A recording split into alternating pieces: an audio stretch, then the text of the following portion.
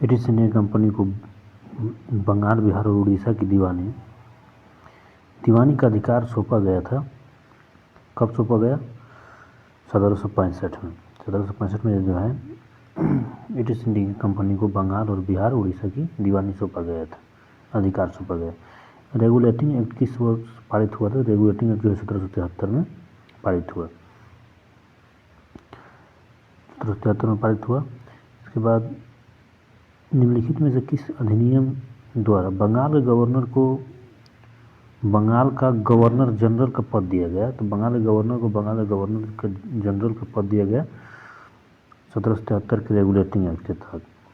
निम्नलिखित में से किस अधिनियम द्वारा मद्रास और मुंबई के गवर्नर को बंगाल के गवर्नर जनरल के अधीन हो गए थे? यानी मद्रास के मुंबई के गवर्नर जो थे बंगाल के गवर्नर जनरल के अधीन हो गए थे, तो वो भी 1773 के रेगुलेटिंग एक्ट के तहत।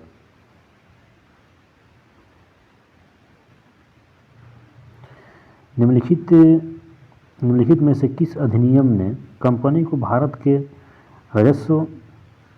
राजस्व अधिकारी और सैन्य मामलों की जानकारी ब्रिटिश सरकार को देना अनिवार्य कर दिया था? यानी निम्नलिखित में से किस अधिनियम में कंपनी जो था ना, कंपनी के राजस्व नागरिक और सैन्य मामले की जानकारी दोनों ब्रिटिश सरकार को देना मतलब अनिवार्य कर दिया था? तो वो भी 1773 के रेगुलेटिंग एक्ट के तहत जो देना अनिवार्य कर दिया था। फिर 1773 के अधिनियम द्वारा कलकत्ता में सर्वोच्च न्यायालय का स्थापना किया गया। कब किया गया था कलकत्ता में सर्वोच्च न्यायालय का स्थापना? 1774 में। निम्नलिखित में से किस अधिनियम को बंदोबस्त अधिनियम के नाम से जाना जाता है? बंदोबस्त अधिनियम के नाम से जाना जाता है। तो बंदोबस्त अधिनियम जो है ना 1781 के अधिनियम यानी एक्ट ऑफ सेटलमेंट 1781 के, उसी को बंदोबस्त अधिनियम के नाम से जाना जाता है। किस अधिनियम द्वारा भारत में कंपनी के अधीन क्षेत्र को पहली बार ब्रिटिश आधिपत्य क्षेत्र कहा गया? यानी भारत की कंपनी का अधीन जो क्षेत्र था उसको पहली बार ब्रिटिश आधिपत्य के क्षेत्र में कहा गया। तो किस अधिनियम के तहत कहा गया था? तो पिट्स इंडिया एक्ट 1784 के तहत जो था कहा गया था कि भारत में कंपनी का अधीन क्षेत्र जो है पहली बार ब्रिटिश आधिपत्य के क्षेत्र में होगा। फिर किस अधिनियम द्वारा बंगाल के गवर्नर के परिषद में कमांडर इन चीफ के पद लाया गया था? यानी बंगाल के गवर्नर जनरल की परिषद में कमांडर इन चीफ का जो पद लाया गया था, तो कब लाया गया था? तो कमांडर इन चीफ का पद लाया गया था 1786 के अधिनियम के तहत, 1786 के अधिनियम के तहत। फिर निम्नलिखित में से किस अधिनियम में कलकत्ता में सर्वोच्च न्यायालय का स्थापना हुआ? यानी कलकत्ता में सर्वोच्च न्यायालय का स्थापना जो हुआ था 1774 में और 1773 के रेगुलेटिंग एक्ट के तहत लागू हुआ था। पिट्स इंडिया एक्ट कब पारित हुआ था? तो 1784 में। फिर किस अधिनियम के द्वारा ब्रिटिश संसद ने चाय और चीन के बाद बोल रहा है, चाय और चीन के साथ व्यापार को छोड़कर ईस्ट इंडिया कंपनी को भारत के साथ व्यापार का अधिकार समाप्त कर दिया था? यानी चाय और चीन के व्यापार को छोड़कर ईस्ट इंडिया कंपनी ने भारत के साथ व्यापारिक एकाधिकार को समाप्त कर दिया। तो 1813 के चार्टर एक्ट के तहत चाय और चीन 1813 के चार्टर एक्ट के तहत। फिर ब्रिटिश संसद के अधिनियम ने भारत में व्यापार पर ईस्ट इंडिया कंपनी के एकाधिकार को समाप्त कर दिया। यानी ब्रिटिश संसद के अधिनियम ने भारत में व्यापार ईस्ट इंडिया कंपनी के एकाधिकार को समाप्त कर दिया, यानी एकाधिकार को समाप्त कर दिया पूर्ण रूप से। तो पूर्ण रूप से समाप्त किया था वही 1813 के चार्टर एक्ट के तहत जो था एकाधिकार को समाप्त कर दिया था। फिर ब्रिटिश मशीनरियों को भारत में बसने की अनुमति जो था प्रदान किया गया था? कब? तो ब्रिटिश मशीनरियों को भारत में बसने की अनुमति दिया गया था। ये दिया गया था 1813 के चार्टर एक्ट के तहत। कब दिया गया था? 1813 के चार्टर एक्ट के तहत दिया गया था। फिर ब्रिटिश सरकार ने ब्रिटिश सरकार ने किस अधिनियम ने पहली बार भारत में शिक्षा के लिए 1 लाख रुपया दिया था? यानी कि ब्रिटिश सरकार ने किस अधिनियम में पहली बार भारत में शिक्षा के लिए 1 लाख रुपया दिया था? तो भारत में शिक्षा के लिए 1 लाख रुपया दिया था चार्टर अधिनियम 1813 में जो है भारत में शिक्षा के लिए 1 लाख रुपया दिया था। भारत के गवर्नर जनरल के पद की व्याख्या का प्रावधान सर्वप्रथम किया गया था, यानी गवर्नर जनरल का जो पद लाया गया था, तो गवर्नर जनरल का पद भी लाया गया था वही 1833 के चार्टर एक्ट के तहत जो था गवर्नर जनरल का पद लाया गया था 1833। किस अधिनियम द्वारा भारत की स्थानीय सरकारों को व्यक्तियों पर कर लगाने के लिए अधिकृत कर दिया गया था? यानी व्यक्तियों पर कर लगाने के लिए जो था भारत में स्थानीय सरकारों को व्यक्तियों पर कर लगाने के लिए अधिकृत दिया गया था, व्यक्ति पर कर लगाने का, यानी टैक्स जो लगाया था 1813 के अधिनियम के तहत। 1813 के अधिनियम के तहत जो था 1813 के अधिनियम के तहत 1813 के अधिनियम के तहत जो भारतीयों पर टैक्स लगाया था। फिर निम्नलिखित में से किस अधिनियम द्वारा भारतीय केंद्रीय विधान परिषद में स्थानीय प्रतिनिधित्व प्रारंभ किया गया? यानी कि किस अधिनियम द्वारा जो था भारतीय केंद्र विधान परिषद में स्थानीय प्रतिनिधित्व प्रारंभ किया गया? तो कब किया गया था? स्थानीय प्रतिनिधित्व प्रारंभ किया गया था 1853 का अधिनियम के तहत। 1853 का अधिनियम के तहत स्थानीय प्रतिनिधित्व।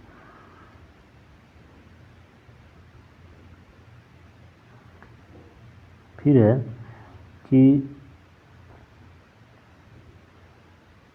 निम्न में से किन कानून द्वारा ईस्ट इंडिया कंपनी के सत्ता ब्रिटिश साम्राज्य के हस्तांतरित कर दिया गया था? ईस्ट इंडिया कंपनी का जो सत्ता था ब्रिटिश के हाथों में दे दिया गया था किस अधिनियम के तहत? तो ब्रिटिश के हाथों में दे दिया गया था वही 1858 का भारत शासन अधिनियम 1858 के तहत जो था ब्रिटिश के हाथ में दे दिया था। फिर है निम्नलिखित में से किसके द्वारा भारत के लिए सेक्रेटरी ऑफ स्टेट का पद सृजन किया गया? सेक्रेटरी ऑफ स्टेट जो है इसका पद सृजन किया गया था किसके द्वारा? तो सेक्रेटरी ऑफ स्टेट का पद सृजन किए थे भी भारत शासन अधिनियम 1858 के तहत। भारत शासन अधिनियम 1858 के तहत जो है सेक्रेटरी ऑफ स्टेट का पद सृजन किया गया था। वह कौन सा अधिनियम था जिसने भारत में सत्ता ब्रिटिश ईस्ट इंडिया कंपनी से ब्रिटिश क्राउन में स्थानांतरित किया था? अच्छा, भारत की सत्ता जो था ब्रिटिश ईस्ट इंडिया कंपनी से ब्रिटिश क्राउन को दे दिया था। ब्रिटिश क्राउन को जब दे दिया तो कब दिया था? ब्रिटिश क्राउन को दे दिया भारत सरकार अधिनियम 1858 में। 1858 में जो था ब्रिटिश ईस्ट इंडिया कंपनी अपनी सत्ता जो था ब्रिटिश क्राउन को दे दिया। फिर किस अधिनियम द्वारा कानून बनाने की प्रक्रिया में भारतीय प्रतिनिधित्व को शामिल करने की शुरुआत किया गया? यानी कि भारतीय प्रतिनिधित्व को शामिल करने की शुरुआत किया गया कानून बनाने की प्रक्रिया में कब?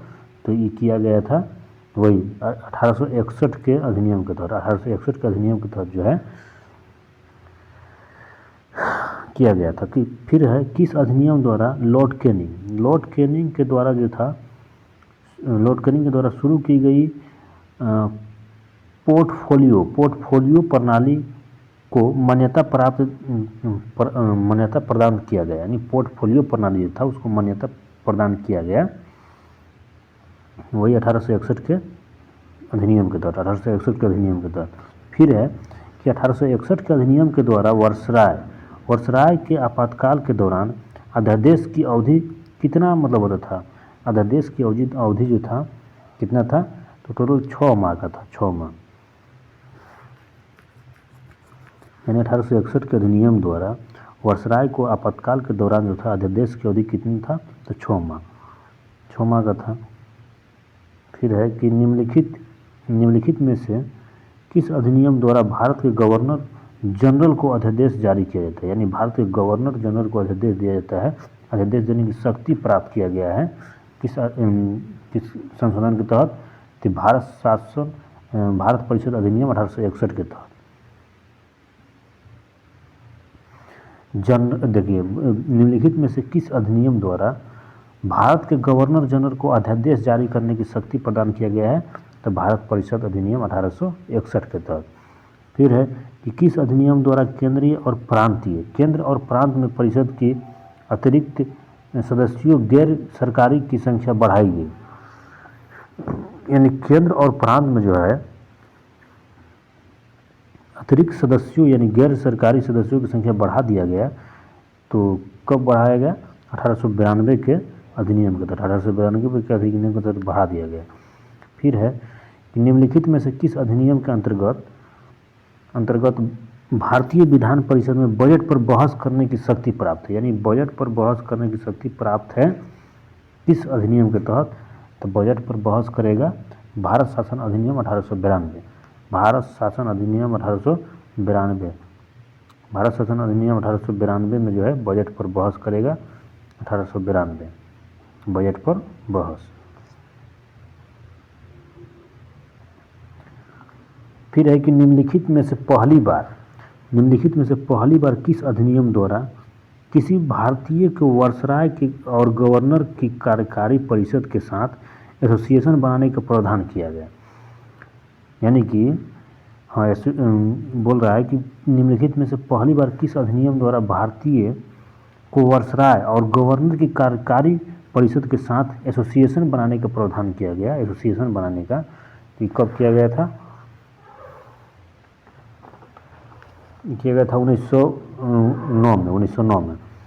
1909 में किया गया था। फिर 1909 के अधिनियम के द्वारा वायसराय की कार्यपालिका परिषद में प्रथम भारतीय सदस्य के तौर पर किसे चुना गया था? तो प्रथम भारतीय सदस्य के चुना गया था इसको सत्येंद्र प्रसाद सिन्हा को चुना गया था। 1909 के अधिनियम के द्वारा वायसराय की कार्यपालिका परिषद में प्रथम भारतीय सदस्य के तौर पर किसे चुना गया था? सत्येंद्र प्रसाद सिन्हा को चुना गया था। फिर एक ब्रिटिश भारत में प्रशासनिक प्रतिनिधित्व की व्यवस्था निम्नलिखित में से किस अधिनियम द्वारा किया? प्रशासनिक प्रतिनिधित्व की व्यवस्था जो है ना वो किया गया था मार्ले मिंटो सुधार, वही 1909 में। प्रशासनिक व्यवस्था की शुरुआत मार्ले मिंटो सुधार 1909 में किया गया था। फिर है कि 1909 का अधिनियम संबंधित है। 1909 का अधिनियम संबंधित देखिए 1909 का अधिनियम संबंधित पृथक मताधिकार क्षेत्र के लागू करने से, पृथक मताधिकार के क्षेत्र के लागू करने से संबंधित है। फिर भारत में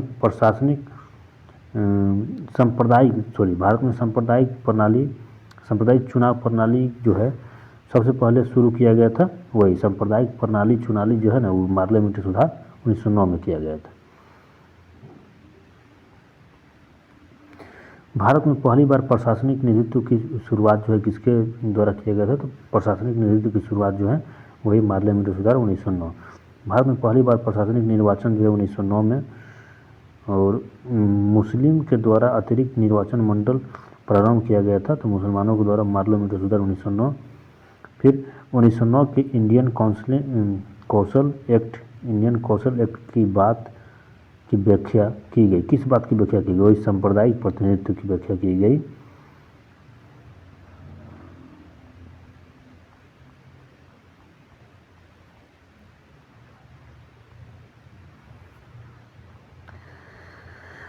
फिर किस भारतीय सरकार अधिनियम के तहत पहली बार विधायिका में कुछ निर्वाचित प्रतिनिधित्व की मंजूरी दी गई? निर्वाचित प्रतिनिधि यानी निर्वाचित के बात आ गया तो वही हो जाएगा भारत शासन अधिनियम 1909। फिर किस अधिनियम में प्रांतों में द्वैध शासन प्रणाली अगर बोल दिया ना, प्रांतों में द्वैध शासन प्रणाली, तो प्रांतों में द्वैध शासन 1919, प्रांतों में द्वैध शासन प्रणाली 1919। और केंद्र में बोलेगा केंद्र में तो 1935 होगा, 1935 केंद्र में 1935।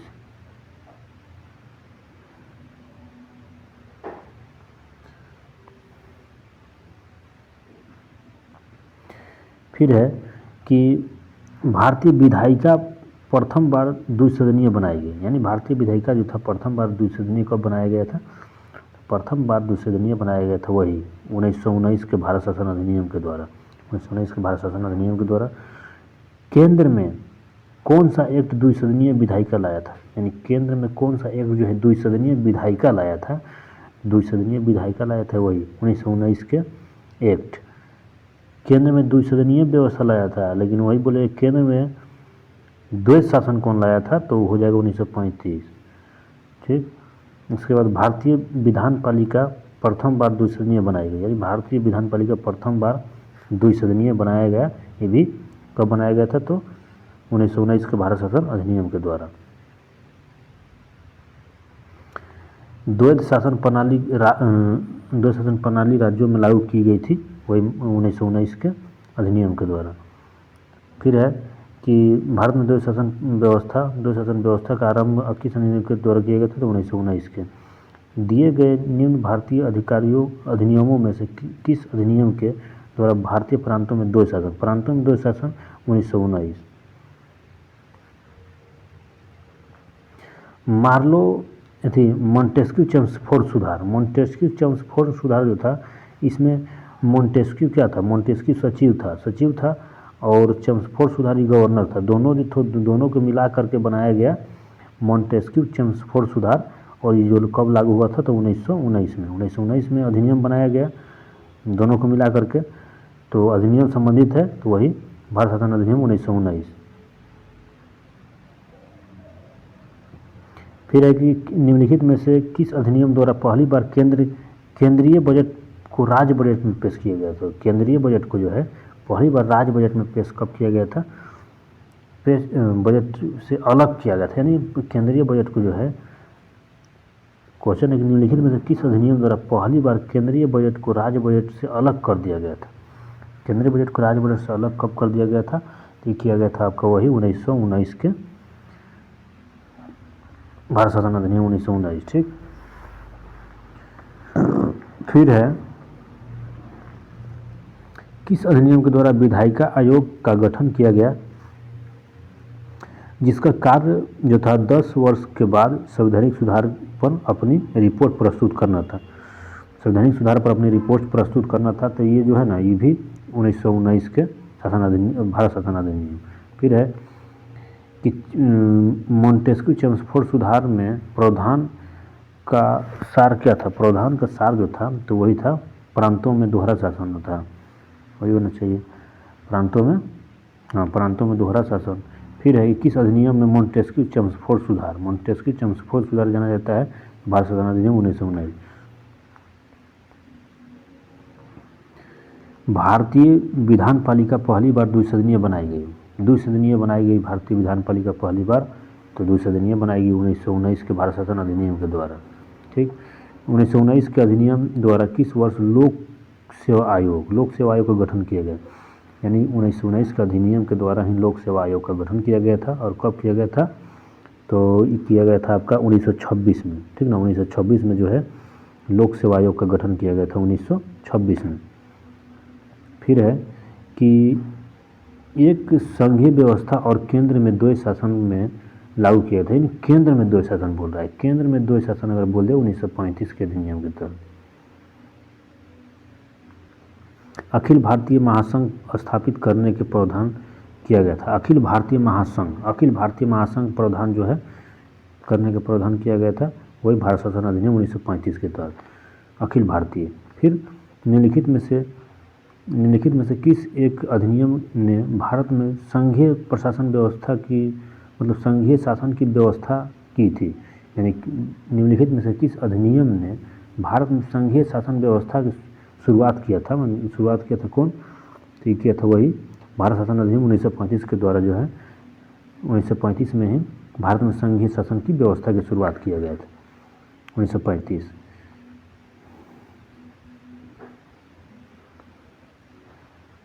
फिर है कि 1935 के अधिनियम के द्वारा स्थापित संघ में अवैध शक्तियाँ किसको दी गई थी? संघ में अवैध शक्तियाँ जो था किसको दी गई थी? तो शक्तियाँ जो है गवर्नर जनरल को दिया गया था। किसको? गवर्नर जनरल को दिया गया था। फिर भारत शासन अधिनियम 1935 के तहत प्रस्तावित संसदीय प्रणाली जो थी, प्रस्तावित संसदीय प्रणाली कैसी थी, तो प्रस्तावित संसदीय प्रणाली थी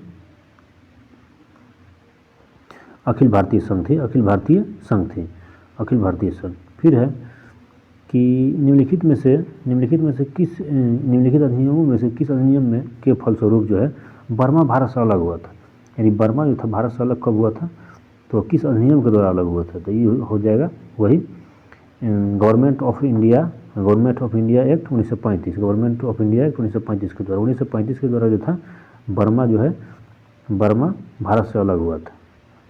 बर्मा यानी म्यांमार। भारत शासन अधिनियम 1935 में कितने धाराएं थे, टोटल धाराएं अगर 1935 में बोला जाए तो टोटल धाराएं थी 321, वो टोटल धारा कितना था, 321 था। फिर निम्नलिखित में से किस अधिनियम के द्वारा भारत में संघीय न्यायालय का स्थापना किया गया था, भारत में जो है संघीय न्यायालय का स्थापना किया गया था, किस अधिनियम के द्वारा, संघीय न्यायालय का स्थापना, तो संघीय न्यायालय का स्थापना किया गया था वही संघीय न्यायालय का, इनमें से कोई नहीं होगा, यानी कि हो जाएगा, जानते हैं 1935 में जो है संघीय न्यायालय का स्थापना किया गया था 1935 में। फिर केंद्र में द्वैध शासन किस अधिनियम के अंतर्गत स्थापित किया था, केंद्र में द्वैध शासन अगर बोलेगा तो वही 1935 केंद्र में द्वैध शासन।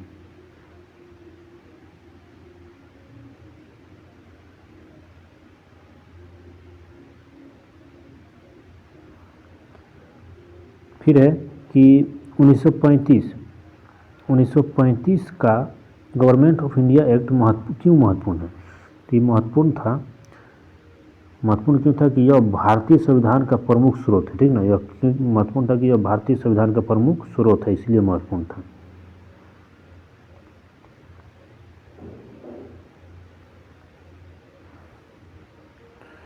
प्रांतीय स्वायत्तता का प्रावधान निम्न में से किसके अंतर्गत किया गया था, प्रांतीय स्वायत्तता का प्रावधान जो है किसके अंतर्गत किया गया था, तो ये किया गया था आपका वही 1935 के भारत शासन अधिनियम के द्वारा, 1935 के भारत शासन अधिनियम के द्वारा किया गया था। निम्नलिखित यानी भारत सरकार अधिनियम 1935 ने निम्नलिखित में से क्या व्यवस्था किया था, व्यवस्था जो किया था ये क्या व्यवस्था किया था, अखिल भारतीय एकात्मक प्रदान किया था कि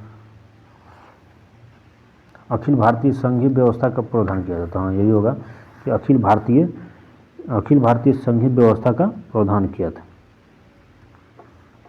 भारत शासन अधिनियम जो था क्या किसका क्या व्यवस्था था, अखिल भारतीय संघीय व्यवस्था का प्रावधान किया था। फिर है कि भारत में संघीय न्यायालय की रचना उत्पत्ति का समर्थन निम्नलिखित में से किस अधिनियम आयोग द्वारा किया गया था, तो समर्थन जो किया गया था ना, तो ये भी किया था वही 1935 का भारत शासन अधिनियम, यानी 1935 का भारत शासन अधिनियम। फिर अखिल भारतीय महासंघ जो है स्थापित करने का प्रावधान शामिल किया गया था, अखिल भारतीय महासंघ स्थापित करने का प्रावधान किया गया था भारत शासन अधिनियम 1935 के द्वारा। निम्न में से किस अधिनियम में केंद्र में द्वैध शासन, 1935 के अधिनियम। फिर बोल रहा है कि प्रांतीय स्वायत्तता शुरू करने के लिए भारत की ब्रिटिश सरकार द्वारा कौन सी अधिनियम पारित किया गया था, तो भारत की ब्रिटिश सरकार द्वारा वही 1935 का भारत शासन अधिनियम पारित किया गया था। फिर है कि भारतीय शासन अधिनियम 1935 द्वारा स्थापित संघ में अवशिष्ट शक्तियाँ किसे दी गई थी, संघ में अवशिष्ट शक्तियाँ दी गई थी, किसे दी गई थी, तो ये दिया गया था गवर्नर जनरल को दिया गया था। फिर है कि राष्ट्रपति की अध्यादेश निर्गत करने की शक्ति प्रेरित है, यानी राष्ट्रपति की अध्यादेश जो है, राष्ट्रपति का अध्यादेश निर्गत करने की शक्ति प्रेरित है किस अधिनियम के तहत, शक्ति प्रेरित है आपका वही भारत शासन अधिनियम 1935 के तहत जो है राष्ट्रपति के अध्यादेश निर्गत करने की शक्ति प्रेरित है।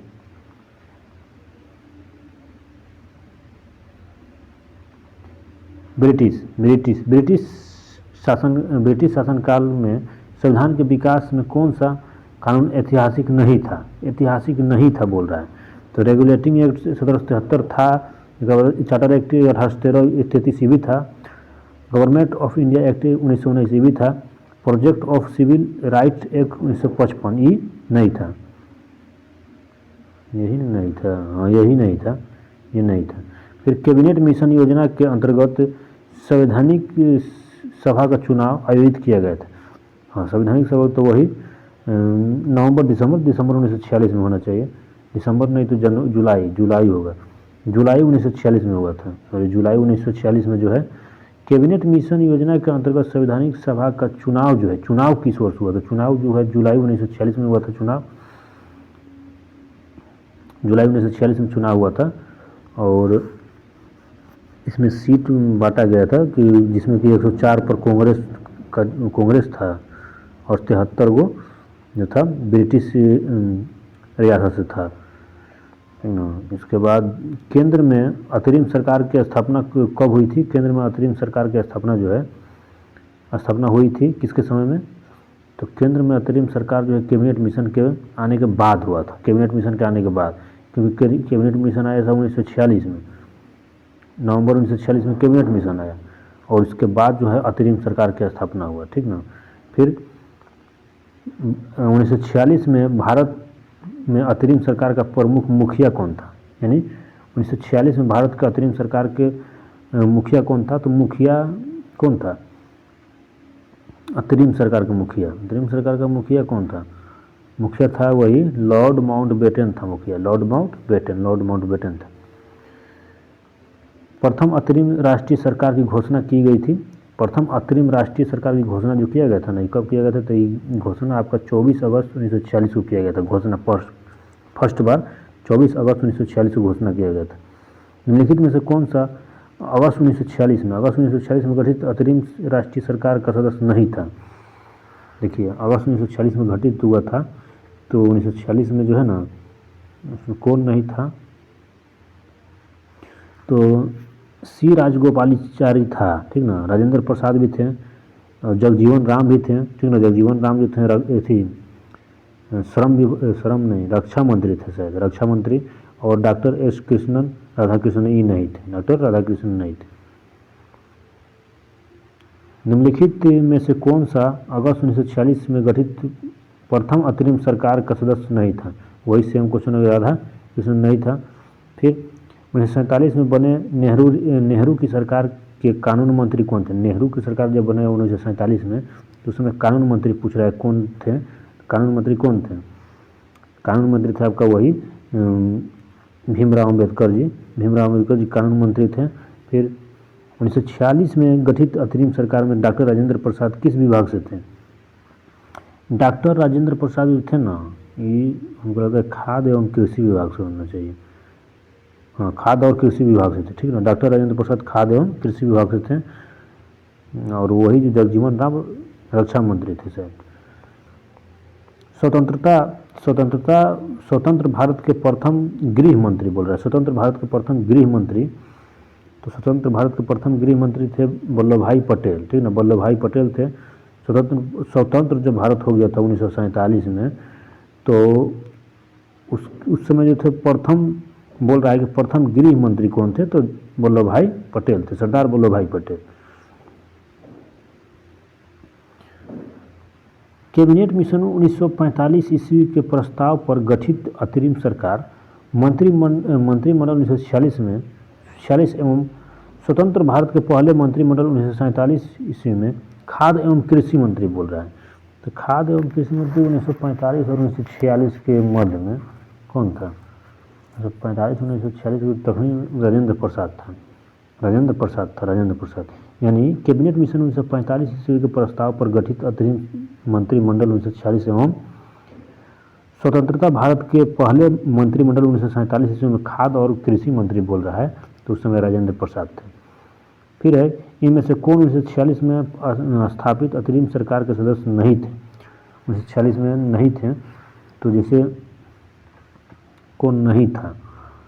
तो जॉन मिथाई थे, सरदार वल्लभ भाई पटेल भी थे, सरदार बल्लभदेव सिंह भी थे। इसके बाद जगजीवन राम भी थे, लेकिन ये नहीं था।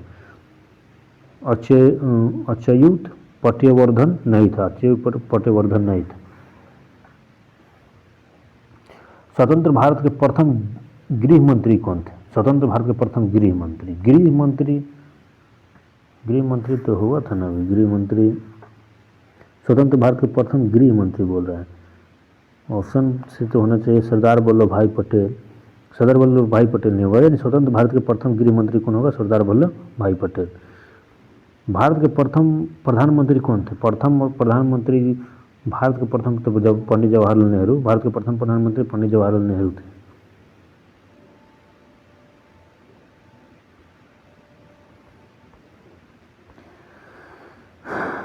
रेगुलेटिंग एक्ट जो है, रेगुलेटिंग एक्ट अधिनियम, रेगुलेटिंग एक्ट अधिनियम का पहला कदम था जिसने विधायिका को कार्यपालिका से अलग किया कि ब्रिटेन की संसद को भारत पर विधि बनाने के अधिकार पर बल दिया, तो यही होगा। यानी कि 1773 के रेगुलेटिंग एक्ट का पहला कदम जो था ना, वो था कि ब्रिटेन की संसद को भारत पर विधि बनाने का अधिकार पर बल दिया था, अधिकार पर बल दिया था। फिर है 1773 के विनिमय अधिनियम के दोषों को दूर करने के लिए ब्रिटिश संसद द्वारा पारित किया गया कौन सा अधिनियम है जो ईस्ट इंडिया कंपनी, जो ईस्ट इंडिया कंपनी अधिनियम 1774 के नाम से भी जाना जाता है। यानी 1774 के बोल रहा है तो 1774 कौन था? पिट्स इंडिया एक्ट में था, पिट्स इंडिया एक्ट।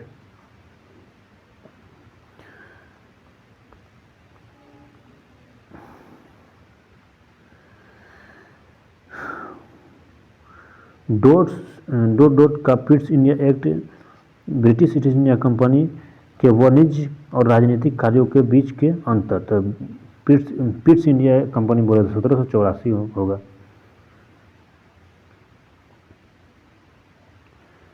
फिर है कि निम्नलिखित में से कौन अधिनियम ने ब्रिटेन के एक ऐसे नियंत्रण बोर्ड की स्थापना का प्रावधान किया जिसके माध्यम से ब्रिटिश सरकार में ईस्ट इंडिया कंपनी की दीवानी, सैनिक का राजस्व संबंधी सभी मामला की पूरी तरह नियंत्रण रख सके,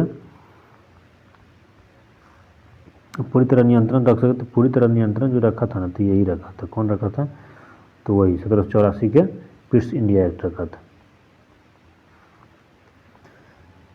भारत के गवर्नर जनरल को किस एक्ट के द्वारा अपनी समिति के निर्णय को अस्वीकार करने का अधिकार मिला था? अपनी समिति के निर्णय को अस्वीकार करने का अधिकार जो मिला था 1786 के अमेंडमेंट एक्ट, यानी 1786 के अमेंडमेंट एक्ट के तहत।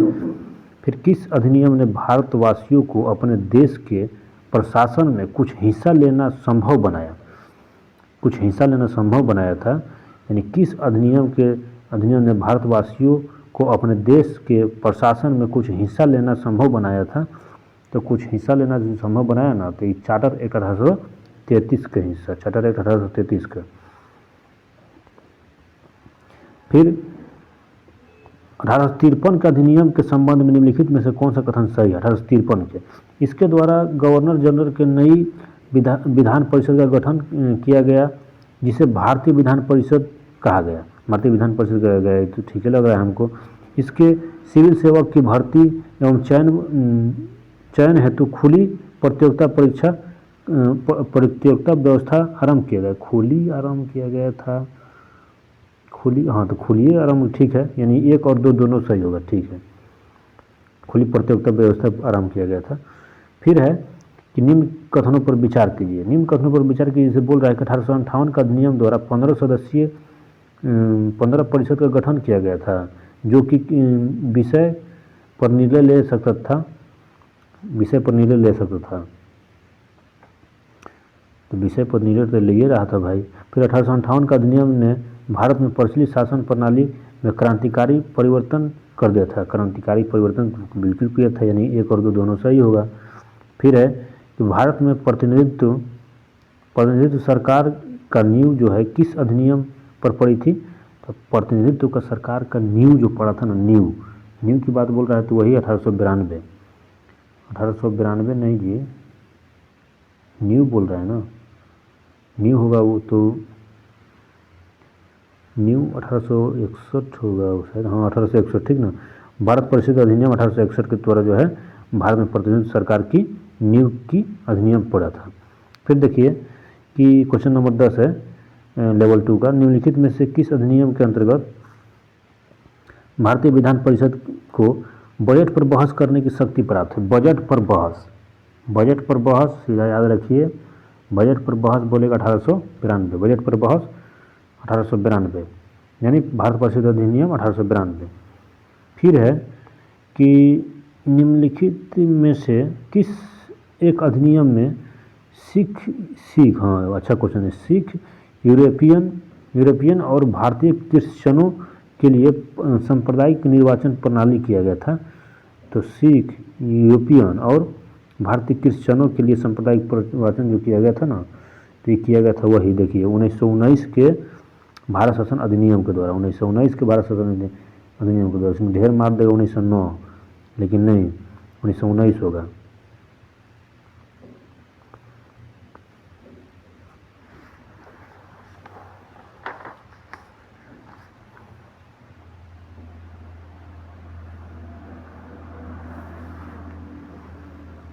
फिर है अगला क्वेश्चन कि निम्नलिखित में से उदारवादियों की कौन सी एक मांग मार्लेमेंटो सुधार स्वीकार किया था भाई? मार्लेमेंटो जो था स्वीकार किया था, कौन सा मांग जो था? तो मांग यही था कि परिषदों के आकार का विस्तार करे। नहीं, हाँ ठीक है, परिषदों के आकार का विस्तार करे, यही मांग था कि परिषदों के जो था, परिषद के आकार का विस्तार करे। फिर भारत का संविधान लागू होने तक स्वतंत्रता के पश्चात इसका शासन इसके अंतर्गत चलाया गया था। किसके अंतर्गत चलाया गया था भाई? तो चलाया गया था यही 1935 के भारत सरकार अधिनियम के अंतर्गत। फिर है कि कौन सम्मिलित नहीं है? सांप्रदायिक प्रतिनिधित्व जो है तो भाई सीधा है कि सांप्रदायिक पार्लियामेंट्री सुधार सांप्रदायिक प्रतिनिधित्व सही है। भारत सरकार अधिनियम 1835 स्वशासन, 1835 नहीं, यहाँ से मिस्टेक प्रिंट हो गया, 1935 होगा, 1935 स्वशासन, ये भी सही है। ठीक, कैबिनेट मिशन संविधान सभा गठन बिल्कुल सही है। सही, साइमन कमीशन भारत विभाजन, ये गलत है, यही गलत है, यही आंसर हो जाएगा साइमन कमीशन। फिर आइए लेवल थर्ड में है, देखिए लेवल थर्ड में सूची एक को सूची दो से मिलान करना है। जैसे नियंत्रण परिषद की स्थापना, नियंत्रण परिषद की स्थापना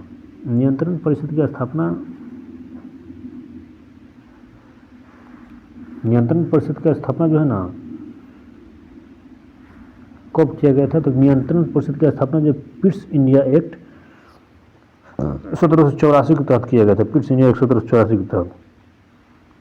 सर्वोच्च न्यायालय की स्थापना, फिर बोल दिया सर्वोच्च न्यायालय का स्थापना। तो सर्वोच्च न्यायालय का स्थापना, सुप्रीम कोर्ट में सर्वोच्च न्यायालय का स्थापना कब किया गया था? वही रेगुलेटिंग 1973 के अधिनियम के तहत। फिर यहाँ हो जाएगा। फिर देखिए इंग्लिश मशीनरियों को भारत में आगमन की अनुमति कौन दिया था? इंग्लिश मशीनरियों को भारत में आगमन की अनुमति कौन दिया था? तो ये दिया था यही चार्टर अधिनियम 1813 के तहत। फिर है गवर्नर जनरल की परिषद में कानूनी सदस्य की नियुक्ति किया गया था। गवर्नर जनरल की परिषद में कानूनी सदस्य की नियुक्ति थी, इसका यही ना होगा, यानी इसका आंसर जो हो जाएगा आपका 2134 बी।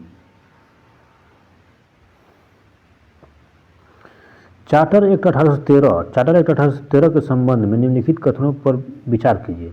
इसे बोल रहा है कि इसने भारत में ईस्ट इंडिया कंपनी के व्यापार एकाधिपत्य को चाय और चीन के साथ व्यापार को छोड़कर समाप्त कर देता। बिल्कुल, तो हाँ भाई समाप्त तो किया था, सही बात है। फिर बोल रहा है कि इसने कंपनी द्वारा अधिकार में लाए गए भारतीय राज्य क्षेत्रों पर ब्रिटिश राज जो था क्राउन की संप्रभुता को सुदृढ़ कर दिया, ये भी सही सुदृढ़ किया था। इसके बाद भारत का राजस्व अब ब्रिटिश संसद के नियंत्रण में आ गया था। भी कहाँ नियंत्रण में आ गया था? नहीं आया था अभी, यानी कि 1 और 2 सही होना चाहिए, 1 और 2। तो कौन है 1 और 2 भाई? 1 और 2, हाँ 1 और 2 मारिए, यहाँ सही है। फिर आइए भारत परिषद अधिनियम 1861 के संबंध में निम्न कथनों पर को पढ़े और सही विकल्प चुने। इसे बोल रहा है 1861 मतलब समझे क्या बोल रहा है? ये देखिए, इस अधिनियम के फलस्वरूप जो है गवर्नर जनरल की कार्यपालिका परिषद में कुल सदस्यों की संख्या 7 हो गया था। 7 कहाँ हो गया था भाई, गलती है ही, 7 नहीं हुआ था। विधि निर्माण के लिए अतिरिक्त सदस्यों की संख्या कम से कम 6 से अधिक और 12 से 6 से अधिक करके 12 कर दिया गया था। हाँ ये ठीक है, 6 से अधिक करके 12 कर दिया गया था। प्रांतीय और केंद्रीय विषयों में किसी तरह की भेदभाव नहीं रखा था। हाँ, प्रांतीय और जो था केंद्रीय में किसी तरह का भेदभाव नहीं था, यानी कि 2 और 3। सूची 1 और सूची 2 को मिलाइए। सूची 1 और सूची 2 को मिलाइए। इसे बोल रहा है the Indian counselling act 1892। The Indian counselling act 1892 था निर्वाचन के सिद्धांत से था। निर्वाचन के सिद्धांत की शुरुआत किया गया था। इस निर्वाचन के सिद्धांत की शुरुआत किया गया था। फिर द इंडियन काउंसिलिंग एक्ट 1909 जो था ये क्या था, 1909 तो मुसलमानों के लिए पृथक निर्वाचन क्षेत्र। फिर है भारत शासन अधिनियम 1919। भारत शासन अधिनियम 1919 जो है प्रांतों में द्वैध शासन लगा था, प्रांतों में द्वैध शासन। फिर भारत शासन अधिनियम 1935 जो है 1935 प्रांतीय स्वशासन की शुरुआत हुआ। प्रांतीय स्वशासन की शुरुआत नहीं हुआ था, ये गलत।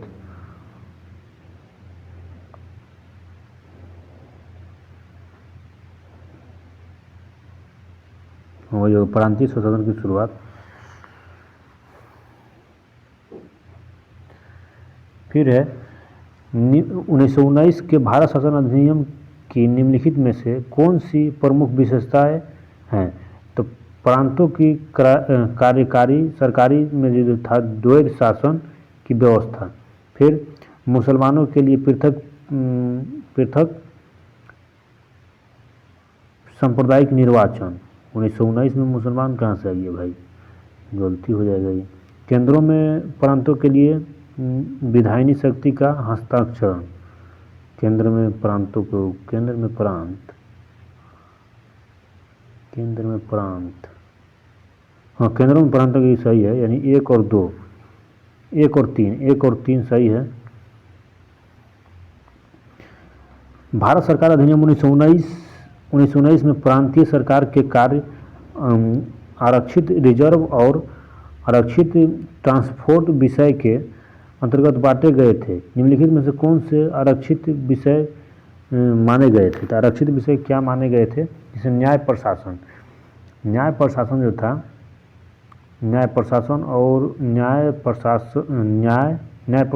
स्थानीय स्वशासन, इसके बाद भू राजस्व, न्याय प्रशासन, स्थानीय स्वशासन और क्या है, और भू राजस्व और पुलिस। इसमें हो जाएगा कौन, न्याय प्रशासन तो हो जाएगा, न्याय प्रशासन और स्थानीय प्रशासन नहीं होगा, न्याय प्रशासन और भू राजस्व और पुलिस, यानी 1, 3 और 4 हो जाएगा, 1, 3 और 4। भारतीय इतिहास के संबंध में द्वैध शासन डायआकी सिद्धांत निर्देशित है। द्वैध शासन की बात बोल रहा है। द्वैध शासन जो है प्रांतों में, हाँ क्या है, प्रांतों में प्रशोहित विषयों में 2 प्रवर्गों में विभाजन। निम्नलिखित पर विचार कीजिए कि 1919 में मॉन्टेस्क्यू चम्सफोर्ड सुधार जो था 21 वर्ष से अधिक आयु की महिलाओं के लिए मताधिकार की प्रस्तुति की थी। तो कहाँ 21 वर्ष नहीं किया था, ये गलत है। इसके बाद 1935 में गवर्नमेंट ऑफ इंडिया एक्ट में विधानमंडल महिलाओं के लिए आरक्षित स्थानों का प्रावधान किया था। हाँ किया था, यानी कि केवल 2 सही है।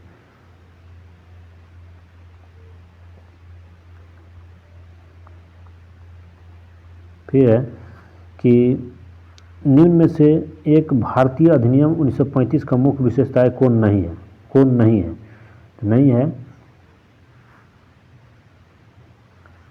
ये कौन नहीं है, तो ये होगा अवशिष्ट विषय प्रांतीय विधायकों की आवंटित किए गए थे, ये गलत है।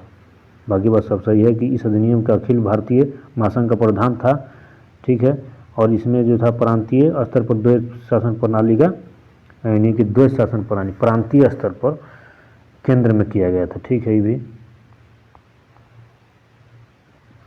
फिर इंडियन काउंसिलिंग एक्ट भारत परिषद अधिनियम 1861 के बारे में निम्नलिखित में से कौन सा कथन सही है। तो जो इसे कानून बनाने के लिए प्रोविजन से गवर्नर जनरल परिषद का विस्तार किया गया था। कानून बनाने के लिए प्रोविजन विस्तार किया गया था, हाँ किया गया था। फिर गवर्नर जनरल के सदस्यों की संख्या में वृद्धि करने के लिए प्राकृत नहीं था, ये गलत है, यानी कि केवल एक सही है।